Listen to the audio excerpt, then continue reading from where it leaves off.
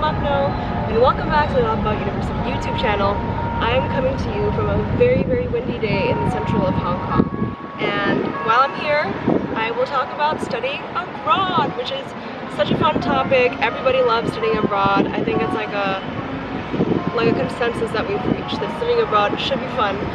But there are things that you need to think about because you'll be in a new place sometimes it's a familiar place, but you'll be in a different environment and you'll have to get used to it. So I've gathered a few tips and tricks of things that you need to consider when studying abroad or when applying.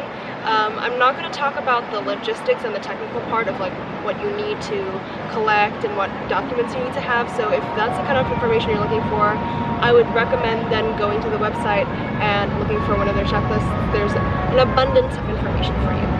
So without further ado, let's get into the video.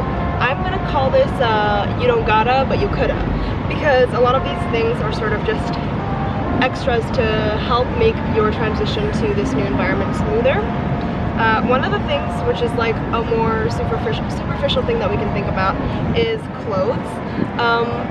Not that I want or not that I advise people to buy a whole new wardrobe before they come to a new country or city or whatever, but you really need to consider, especially if you're going abroad to a very different place. If you're from Western Europe, you might be coming to Asia, for example, or you might be coming from Asia to Western Europe.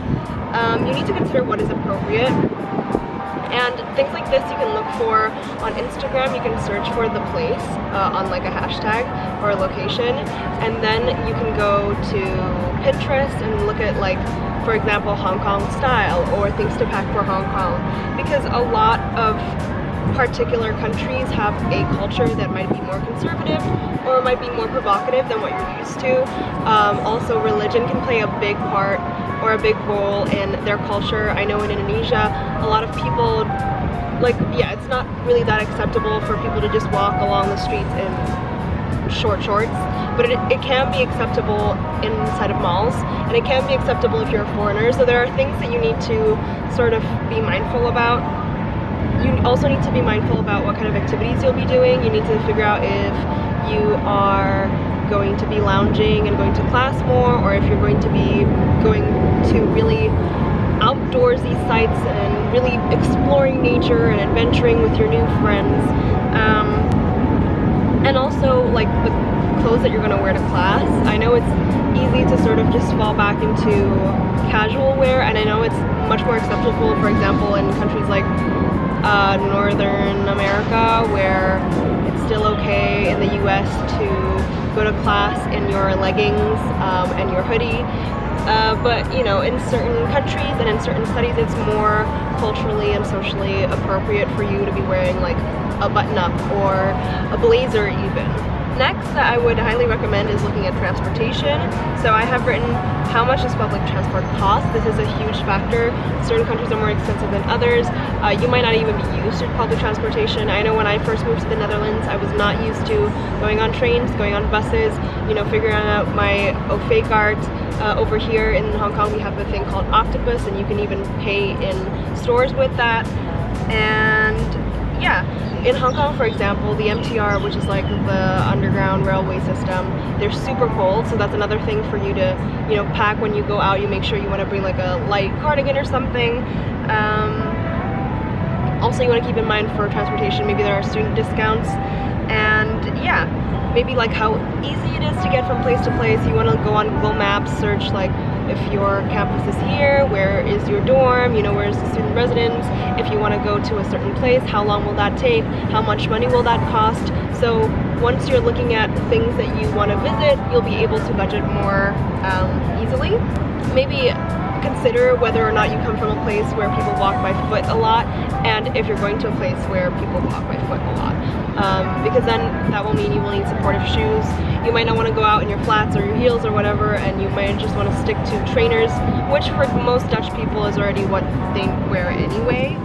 And also, like, you might want to bring a small umbrella if you're going to a tropical place. Like me right now, it's windy, there is a typhoon warning, and it's rainy and both sunny at the same time. That brings me to weather. You need to figure out if it's humid, and if you're not used to humidity, then you need to be, one, making sure that you're hydrated, taking your vitamins wherever you are. Yeah, if it's cold, you know, have you ever experienced winter? That's like a huge shock thing. I made another video that you can find on the channel about how to survive winter if you're an international student who's never experienced it before, because you can experience some serious mood drops from things like that as well. Also, I wanted to make note that 6 months goes by super quickly. You literally will not realize that a whole semester has gone by, and therefore I would highly recommend making a list before you come of all the sites and places that you would like to see, food you would like to try, if you want to go to theme parks, because once you get to university, it's so easy to like get lost in the whirlwind of traveling, of the aspect of being in a new place, of making new friends. So I would highly recommend you have a game plan, and then you come in either being super open to everything, or sort of like, okay, I'm going to find friends who are also up for traveling places and who will also would make the cost of traveling to places cheaper, because like Netherlands, there are joint discounts. The next thing I would think about is how expensive phone data or getting a new number might be. In the Netherlands, a lot of like data plans are month by month instead of like recharging data whenever you finish it, so that's something that you need to consider even before coming. I know a lot of people don't, and most of them will be alright, but that's usually students who are permanent and who will be staying there for 3 years, so they got time to figure it out. Whereas with you, as a exchange or study abroad student, you don't want to be wasting time trying to figure out logistics, trying to figure out all the small details that will prevent you from having the best experience possible as soon as possible. And I would also recommend, you know, bringing a camera. If you have a phone, bring that. But there's also a cheap alternative of just buying a few disposable cameras, or buying it when you're there and taking memories that way, because really, like, you know, people are always Instagramming and Snapchatting, and that's a whole culture in itself, but at the same time, nobody really, it's not really a thing anymore in society for us to really be like, okay, let's sit down and take pictures now, because we're always recording things. So you want to make sure you make some memories, you know, especially with these friends that you might never see again, or you might not see until you finish your studies, or until you start traveling on your own and being able to afford that. So make sure that you keep that in mind. And also, I would highly like warn you, I guess, that some people think about study abroad like a semester long, like soul searching thing where you get to find yourself and travel to a new exotic place, but I would, you know, sort of recommend you to take it a little bit seriously. I take it maybe a little too seriously, but it is an opportunity for you to grow both as a person and as a student, but really it's if you take advantage of it the right way, it can be such an enriching experience. For me, for example, I am planning to go to Hong Kong City University, and I am fortunate enough that my family are staying here, so it was an easy pick. But at the same time, their university has like a school of media, and they have a lot of more practical subjects that I can take, courses that I can take when I'm there.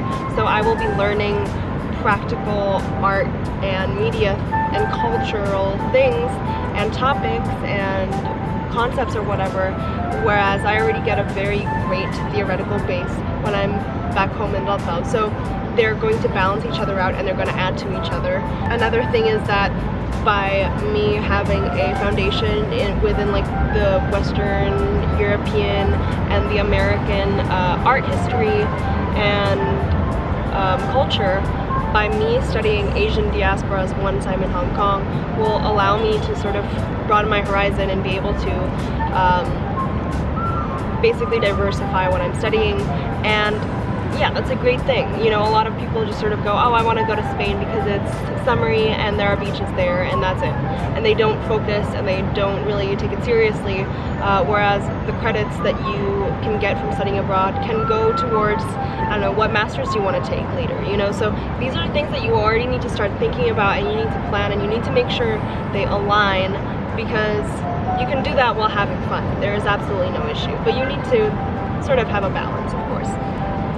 I would also definitely tell you to do your research before coming to a place. If you've never been here, if you've never been to Asia, if you've never been to Europe, make sure that you watch as many vlogs on YouTube as you can. Make sure that you read blog posts on Pinterest or wherever else that you can, because it can help and it will be able to give you an insight that nobody else will have without having to be in the place.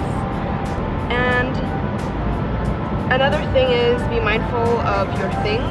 Safety always first, you know, if you're going to a big city, especially like Hong Kong or Jakarta where I'm from, you want to be careful with your things. I have bags that have zippers on them. If I'm wearing a backpack, I would wear it on the front. You know, going to markets, going on public transportation when there's a lot of people.